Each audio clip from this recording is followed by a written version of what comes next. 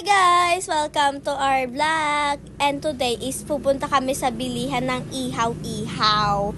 And you can see naman, may dala kaming payong at baka umulan, ante. Kitang-kita nyo kung gaano kalakas ang hangin. Guys, dito maaga-aga pa. And for sure, pagdating namin doon, gabi na. Yun nga guys, ginabi nga talaga kami. And yan nga, kita nyo, uminom kami ng gulaman. And andyan na nga kami sa bilihan ng ihaw-ihaw. And ayan yung mga mabibili nyo kay kuya. Kita nyo naman kung ano yung pinabili namin, ante. Ang sarap! Sarap, ante. Sobrang sarap niyan. And you can see, diyan kami bumili ng ihaw-ihaw sa malapit sa Dali.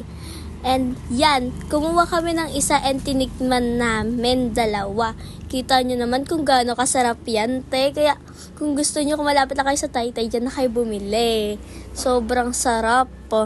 And hinihintay na nga namin yung order namin. Kita nyo yan, te. Sobrang sarap yan. Kung kayo talaga kumain yan, sobrang sarap. And natapos na nga yung pina-order namin. Ayan na siya. Yan, pauwi na nga kami kasi tapos na kami bumili ng ulam, ante. And yan, puro chika lang kami yan. Chika. Ayan guys, malapit na kami sa bahay namin and ayan yung dinadaanan namin. Madilim siya pero may konting ilaw naman dyan. Ayan guys, malapit na kami sa bahay namin kasi ayan yung malapit na school sa bahay namin. And yan, kita nyo naman, chika lang ako ng chika dyan kasi ako'y madaldal sa amin. So yan, sobrang lapit na talaga namin as in kasi yan yung tindahan ni Kuya Olay na malapit sa bahay namin. And dito na matatapos tong video na to.